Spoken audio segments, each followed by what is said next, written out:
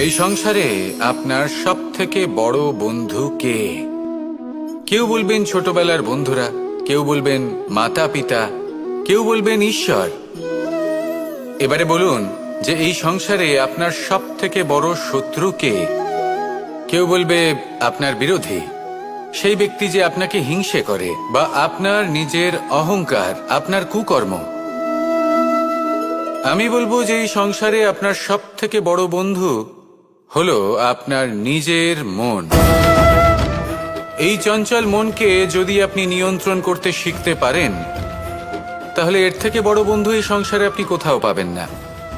সেখানেই যদি এই মন আপনাকে বশ করে ফেলে, তাহলে সংসারে এর থেকে বড় শত্রুও আপনি কোথাও পাবেন না।